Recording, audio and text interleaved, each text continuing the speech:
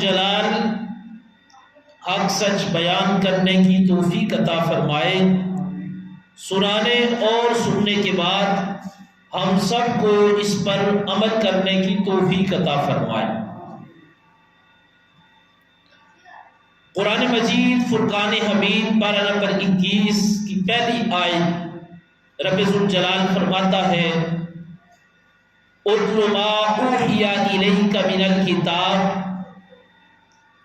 اے حبیب آپ تلاوت کیجئے جو کتاب آپ پر وحی کی گئی۔ وَأَقِمِ الصَّلَاةَ اور نماز کو قائم کریں۔ إِنَّ الصَّلَاةَ تَنْهَى عَنِ الْفَحْشَاءِ وَالْمُنكَرِ، فرمایا بے شک نماز بے حیائی اور برائی سے روکتی ہے۔ وَلَذِكْرُ اللَّهِ أَكْبَرُ، اور بے شک اللہ تعالیٰ کا ذکر سب سے بڑا ہے۔ وَاللَّهُ يَعْلَمُ مَا تَصْنَعُونَ، فرمایا وہ جانتا ہے جو تم کرتے۔ اب رب ذوالجلال نے قرآن مجید کی اس آیت میں سب سے پہلے فرمایا اتل ما اوحی الیک من الکتاب، اے حبیب آپ تلاوت کیجئے، آپ پڑھیے کس کو؟ اس کتاب کو جو کتاب آپ پر وحی کی گئی ہے۔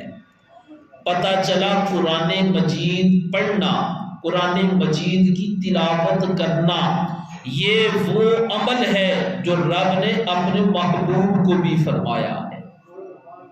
اس کے بعد فرمایا وَأَقِمِ الصَّلَاةَ کہ نماز کو قائم کرو۔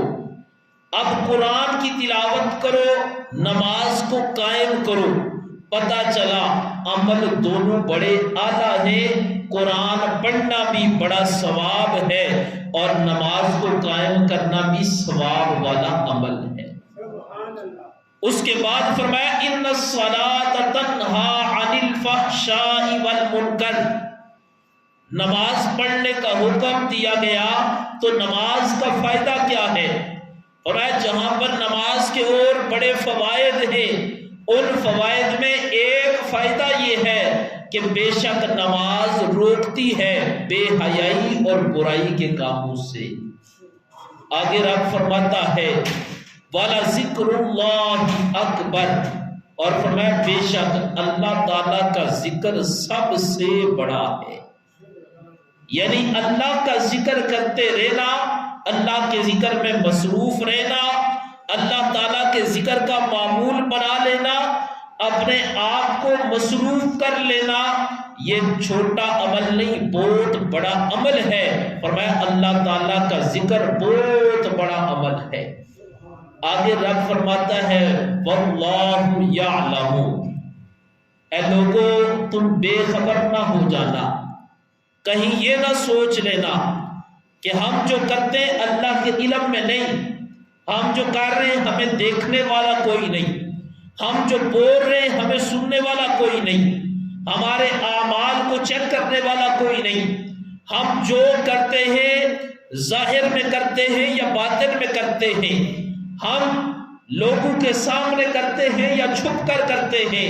فرمایا کبھی یہ سوچ نہ بنانا کسی کو علم نہیں، واللہ یعلم، فرمایا اور اللہ جانتا ہے ما تصنعون جو تم کرتے ہو۔ پتہ چلا انسان کی زندگی میں جو اعمال ہیں، انسان جو کچھ بولتا ہے وہ بھی اللہ جانتا ہے، جو کرتا ہے وہ بھی اللہ دیکھتا ہے، جو ہونے والا ہے وہ بھی اللہ کے علم میں ہے، جو انسان سوچ رہا ہوتا ہے وہ بھی اللہ کے علم میں ہے۔ تو رب فرماتا ہے جو تم کرتے ہو اللہ تعالیٰ اس کو جاننے والا ہے۔ آج کا ہمارا موضوع ہے نماز کی برکتیں۔ نماز کی بے شمار برکتیں ہیں، اگر انسان نماز کی برکتوں کو گننا شروع کر دے تو نماز کی برکتیں ہمارے شمار میں نہیں آ سکتی۔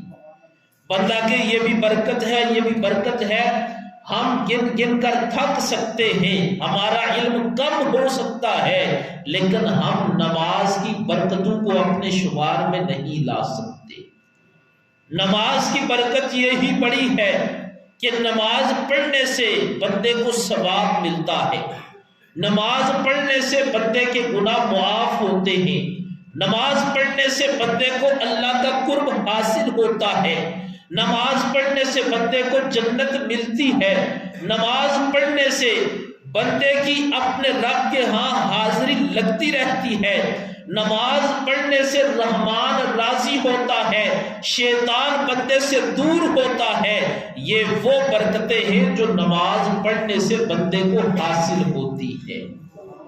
میرے اور آپ کے کریم محبوب صلی اللہ علیہ وآلہ وسلم نے اپنی امت کو متعدد مرتبہ اپنی بے مثل زبان سے نماز کی فضیلت بتائی، نماز کی برکتیں بتائی، اور اللہ نے قرآن مجید میں بار بار نماز کا حکم دیا کہ اے لوگو آؤ نماز کی طرف، نماز کو قائم کرو، نماز کی حفاظت کرو، نماز کو جماعت کے ساتھ پڑھو۔ آخر اس کا سبب کیا ہے؟ سبب یہ ہے کہ نماز اگر بندہ نماز کی طرف آ جائے، نماز کی حفاظت کر لے، نمازی بن جائے، نماز کی پابندی کرے، تو فرمایا یہ نماز بندے کو جنت میں لے جانے کا ذریعہ بن جاتی ہے۔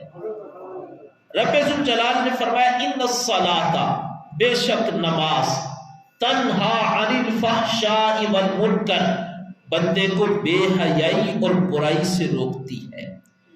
میرے اور آپ کے کریم محبوب صلی اللہ علیہ وآلہ وسلم کے دور میں ایک انصاری شخص تھا، نوجوان تھا۔ وہ کیا کرتا؟ نماز پڑھتا، نماز پڑھنے کے بعد گناہوں میں مصروف ہو جاتا۔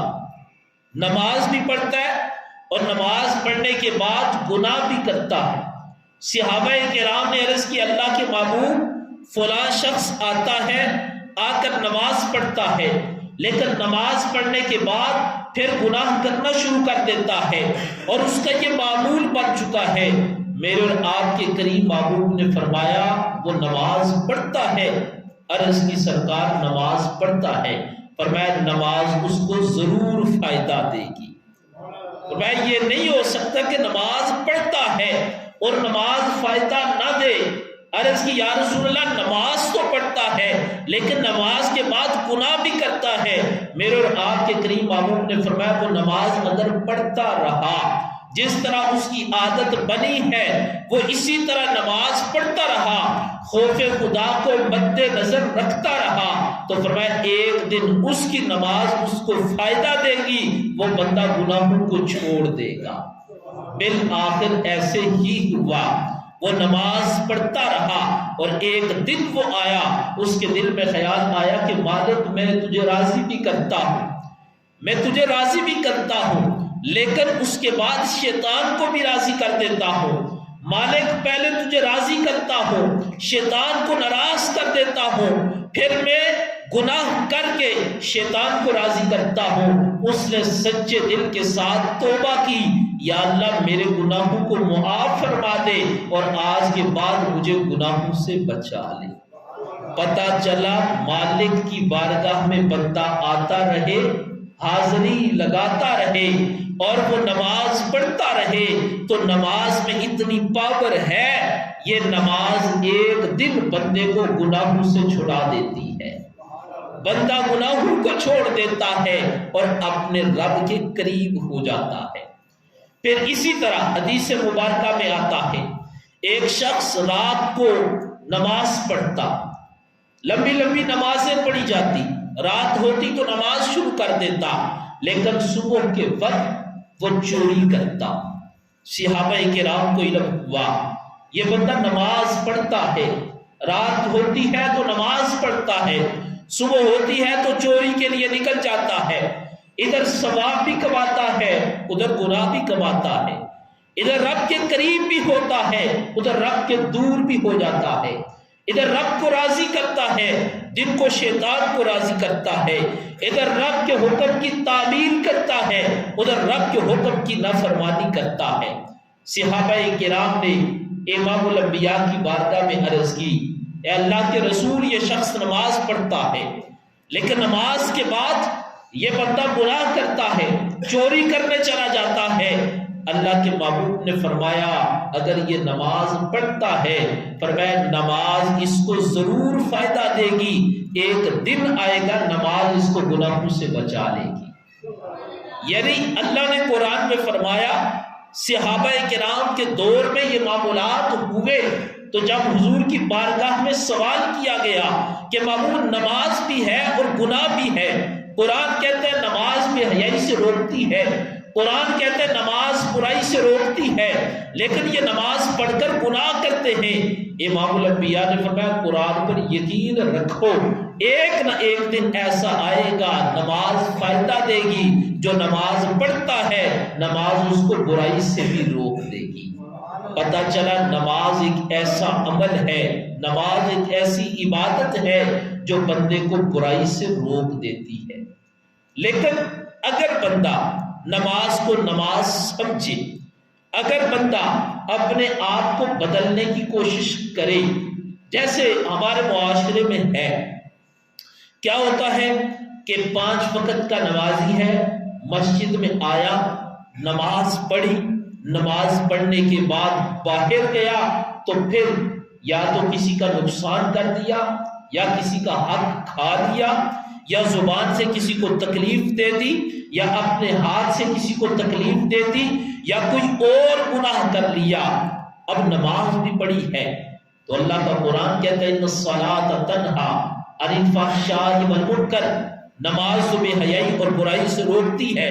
لیکن ادھر نمازی ہے، نماز پڑھنے والا ہے، نماز بھی پڑھتا ہے، باہر جا کر گناہ بھی کرتا ہے، اس کا مطلب کہ اس نے ابھی نماز کے مقصد کو نہیں پایا، وہ ابھی نماز کو سمجھا نہیں، ابھی نماز کی جو حقیقت ہے اور نماز کی جو چاشنی ہے اور نماز کا جو مقصد ہے اور نماز کا جو سرور ہے اور نماز کا اصل جو مقصد ہے وہ اس کو سمجھ نہیں پایا۔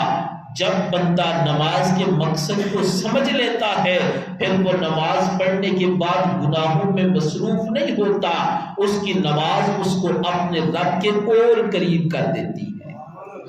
میرے اور آپ کے قریب محبوب صلی اللہ علیہ وآلہ وصحبہ وسلم نے فرمایا، سرکار فرماتے رات کے وقت تھا، بندہ سویا ہوا، فرمایا اس وہ اٹھا صبح کے وقت کہ اب نماز فجر کا وقت ہو چکا ہے، میں نماز فجر کو ادا کروں۔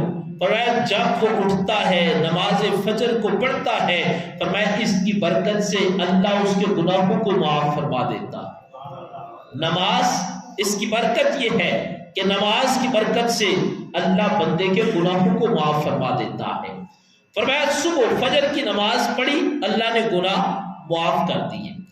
پھر بندہ کام کاج میں لگ گیا، حلال رزق کی تلاش میں نکل پڑا، وہ رزق کمانے لگا، وہ اپنے گھر میں لانے لگا، وہ بچوں کو کھلانے لگا، وہ رزق کے اسباب کو تیار کرنے لگا اور اسباب کی طرف توجہ کرنے لگا۔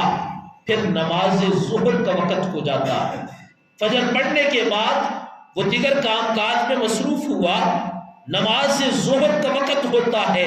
فرمایا جب وہ ظہر کے وقت آ کر نماز پڑھتا ہے، اللہ تعالیٰ جو فجر کے بعد اس نے گناہ کیے ہوتے ہیں نماز ظہر کی برکت سے اللہ ان کو معاف فرما دیتا ہے۔ پھر نماز کی برکت دیکھو، فرمایا ظہر کی نماز پڑھی، پھر وہ اپنے کام کاج میں مصروف ہو گیا، معاملات زندگی میں مصروف ہوا۔ پھر نماز عصر کا وقت ہوتا ہے، پھر رب کی بارگاہ میں آتا ہے، اپنے سر نیاز کو جھکاتا ہے اور اپنے رب کی بارگاہ میں نماز کی ادائیگی کے لیے کھڑا ہوتا ہے۔ اور میں جب وہ نماز عصر کو پڑھتا ہے ظہر کے بعد جو اس نے گناہ کیے ہوتے ہیں اللہ تعالیٰ اس کے گناہوں کو معاف فرما دیتا ہے۔ میرے اور آپ کے قریب معلوم فرماتے ہیں نماز عصر کے بعد پھر وہ اپنی زندگی میں مصروف ہوتا ہے، معاملات زندگی میں مصروف ہو جاتا ہے، کام کاج کرتا ہے، دیگر معاملات کرتا ہے، اور میں پھر وہ مغرب کی نماز کے لیے آتا ہے۔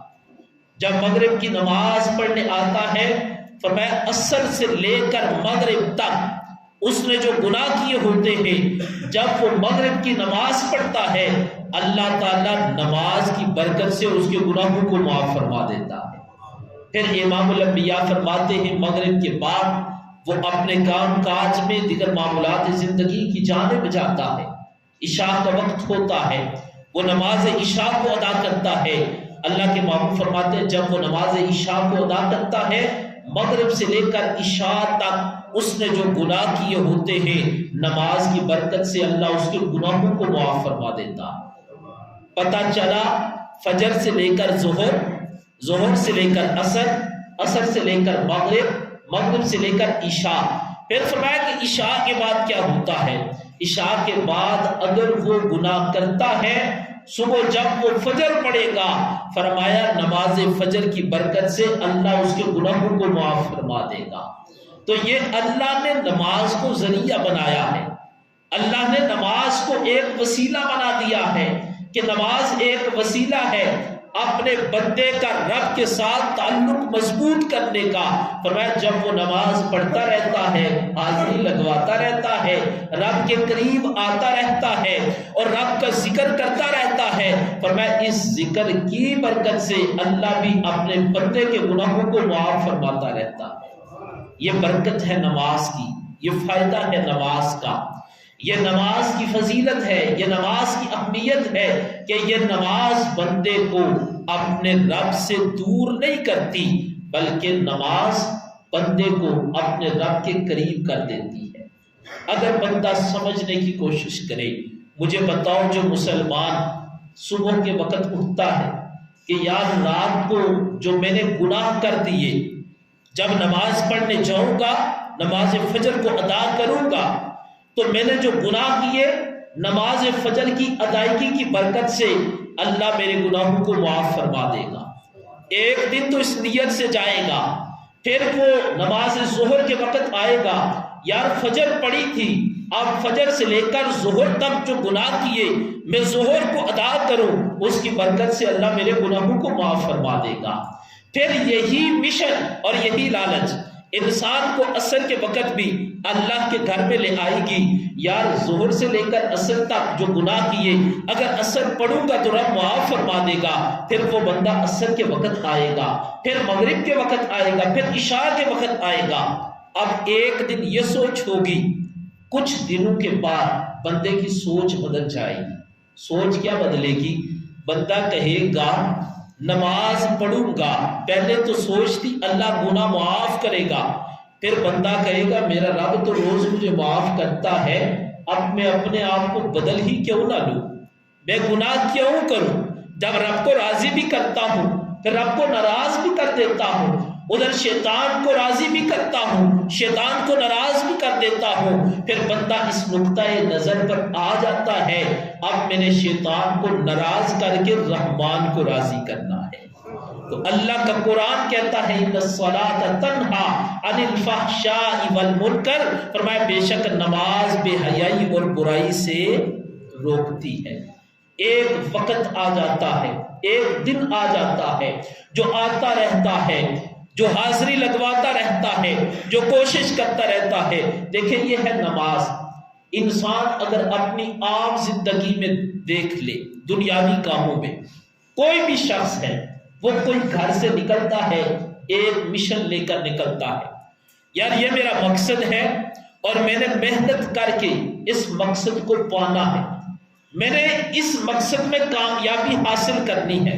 اب وہ انسان ذہن بنا لیتا ہے، مجھے بتاؤ وہ روز محنت کرتا رہے، روز کوشش کرتا رہے، ایک نہ ایک دن اپنے مشن میں کامیاب ہو جاتا ہے۔ اگر دنیاوی کاموں میں اور آپ ایک مشن پر لگ جائیں تو ایک دن کامیابی مل جاتی ہے۔ تو مجھے بتاؤ میں اور آپ اگر یہ نیت کر لیں ہم نے نماز پڑھنی ہے، ہم نے گناہوں سے بچنا ہے، ہم نے رب کو راضی کرنا ہے، اپنے رب کے قرب کو پانا ہے، جب یہ مشن بنا لیں گے اور ہم اس پر کوشش شروع کر دیں گے، زندگی میں ایک دن آتا ہے رب بندے کی مدد فرماتا ہے اور اللہ اپنے بندے کو گناہوں سے بچا لیتا ہے۔ میرے اور آپ کے کریم محبوب صلی اللہ علیہ وآلہ وسلم نے متعدد مرتبہ نماز کی فضیلت کا ذکر کیا۔ اللہ کے محبوب فرماتے ہیں ایک دن حضرت سیدنا عثمان غنی رضی اللہ تعالی عنہ آپ نے وضو کیا، پانی منگوایا، بلند جگہ پر بیٹھے اور آپ وضو کرنے لگے۔ وضو کر کے حضرت عثمان غنی نے تبسم فرمایا۔ عثمان غنی مسکرائے، وضو کیا ہے، بلند جگہ پر بیٹھے ہیں اور وضو کر کے آپ نے تبسم فرمایا۔ صحابہ کرام سے آپ نے فرمایا کیا آپ جانتے ہو میں نے یہ عمل کیوں کیا؟ عرض کیا عثمان غنی ہمیں نہیں پتا آپ نے یہ عمل کیوں کیا۔ آپ نے کہا اس لیے ایک دن امام الانبیاء نے بھی وضو کیا اور اللہ کے محبوب نے تبسم فرمایا، سرکار مسکرائے اور میں اپنے نبی کی سنت پر عمل کرتے ہوئے میں نے بھی یہ عمل کیا ہے۔ کہا سرکار نے کیا تھا میں نے بھی کیا۔ پھر حضرت عثمان غنی کہتے ہم نے سرکار سے پوچھا اللہ کے محبوب آخر اس کا سبب کیا ہے؟ کہتے ہم نے سوال کیا، سرکار نے جواب عطا فرمایا، میرے نبی نے فرمایا اس لیے مسکرایا ہو جب کوئی بندہ وضو کرتا ہے، فرمایا جب وہ اپنے ہاتھ دھوتا ہے تو اللہ اس کے ہاتھ کے گناہوں کو معاف فرما دیتا ہے، فرمایا جب وہ کلی کرتا ہے تو اللہ اس کے منہ کے گناہوں کو معاف فرما دیتا ہے، فرمایا جب وہ اپنا چہرہ دھوتا ہے تو اللہ اس کے چہرے کے گناہوں کو معاف فرما دیتا ہے، فرمایا جب وہ اپنے ہاتھ بازو سمیت دھوتا ہے تو اللہ اس کے ہاتھوں کے گناہوں کو معاف فرما دیتا ہے، فرمایا جب وہ مسح کرتا ہے اللہ اس کے سر کے بالوں کے گناہوں کو معاف فرما دیتا ہے، فرمایا جب وہ پاؤں دھوتا ہے تو اللہ اس کے پاؤں کے گناہوں کو معاف فرما دیتا ہے۔ میں کہتا ہوں نماز کی بڑی برکت ہے، نماز کی بڑی اہمیت ہے۔ میں اور آپ اگر توجہ کریں اس پر، دیکھو نماز تو بڑی فضیلت والی ہے، لیکن جب بندہ نماز سے پہلے نماز کی تیاری کرتا ہے، وہ وضو کرتا ہے، اگر خلوص نیت کے ساتھ کرے، اگر اس کی نیت صاف ہو، نیت مکمل ہو، ابھی نماز میں کھڑا نہیں ہوا، نماز کی تیاری کی ہے، وضو شروع کیا تو کائنات کا رب اس بندے کے گناہوں کو معاف فرما دیتا ہے۔ یارو سوچو تو صحیح، اس بات پہ کبھی غور تو کرو، اللہ کی رحمت کی طرف توجہ تو کرو۔ بندہ ابھی مسجد میں پہنچا نہیں، اپنے گھر میں ہے، پر بندے نے نیت کیا کی ہے؟ نماز کی۔ اگر ہم یہی طریقہ اپنا لیں، ہم نے اپنے آپ کو صاف کرنے کے لیے اپنے ہاتھ بھی دھوئے، چہرہ بھی دھویا، بازو بھی دھو لی، سر بھی دھو لیا، اپنے پاؤں بھی دھو لے، لیکن اگر نیت وضو کی نہیں تو گناہ معاف نہیں ہوں گے۔ نیت کر لی وضو کی، ارادہ کر لیا نماز کا، تو جب نماز کے ارادے سے وضو کیا وہی عمل ویسے کرو تو اجر نہیں، لیکن جب نیت نماز کی ہوگی، عمل کر رہے ہو وضو کا، تو رب راضی ہوتا ہے میرا بندہ وہ تیاری کر رہا ہے، ابھی پہنچا نہیں، فرمایا وہ تیاری کر رہے ہیں، آنے لگا ہے، میری بارگاہ میں حاضری دینے لگا ہے، فرمایا گھر سے ابھی چلتا نہیں، تیاری کرتا ہے، تو اللہ بندے کے گناہوں کو معاف فرما دیتا ہے۔ پھر کیا ہوتا ہے؟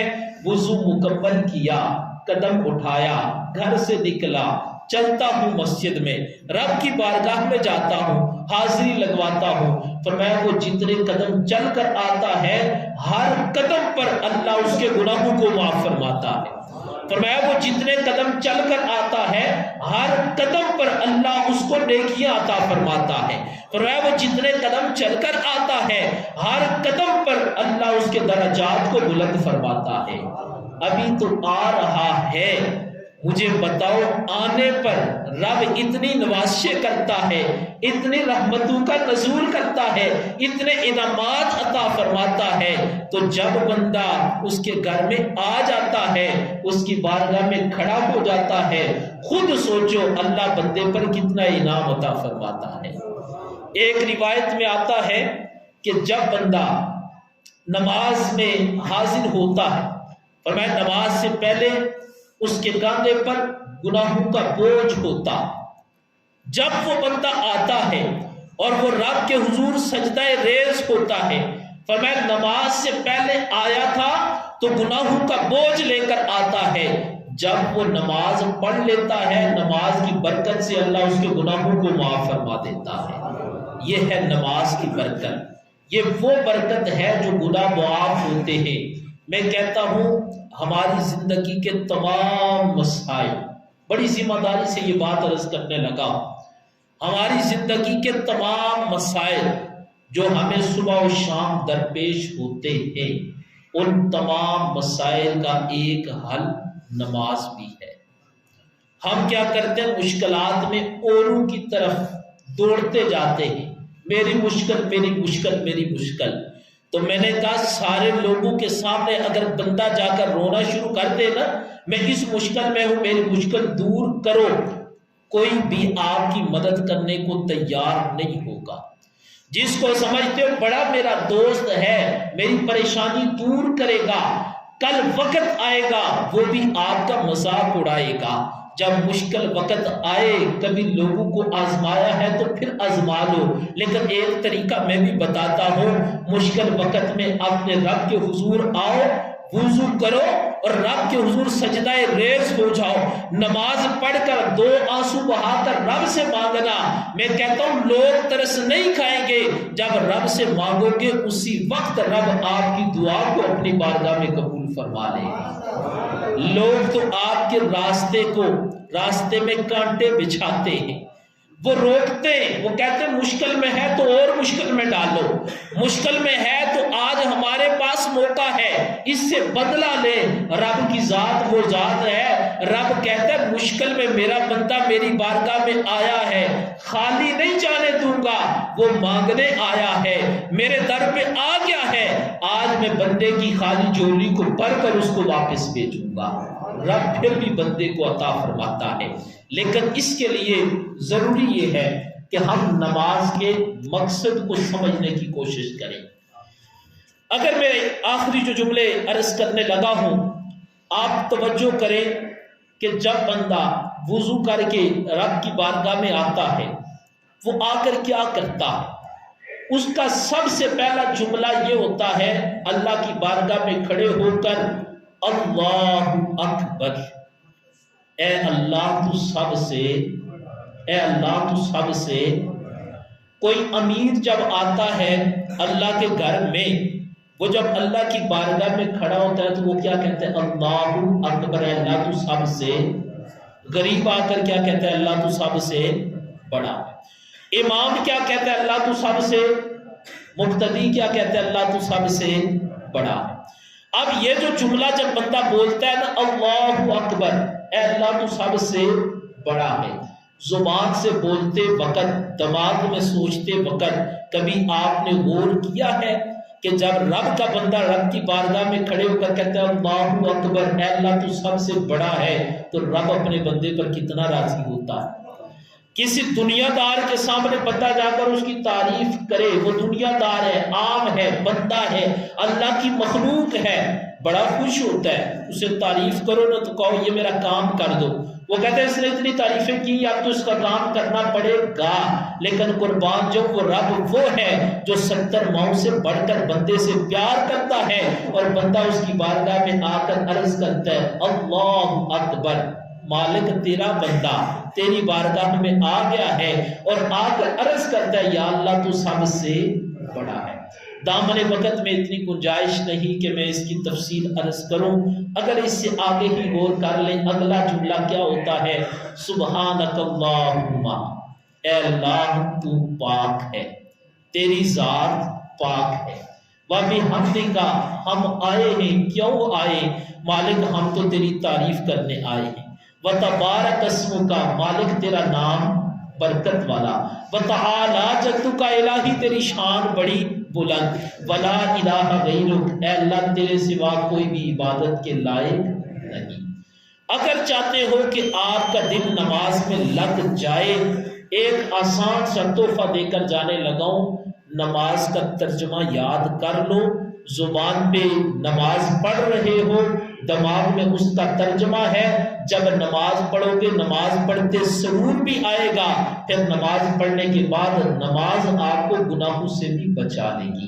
اللہ تعالیٰ مجھے اور آپ کو عمل کی توفیق عطا فرمائے۔ وما علینا الا البلاغ۔